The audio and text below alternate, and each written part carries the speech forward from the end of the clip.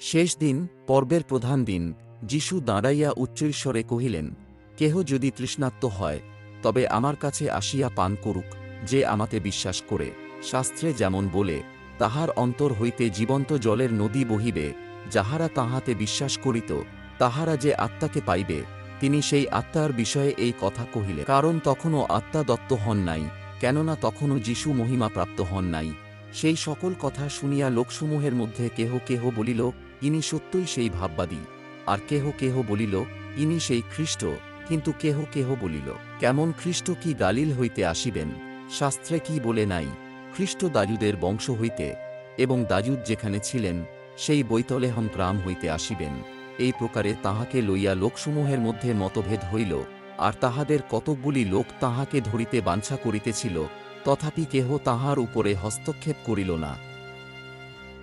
Amen.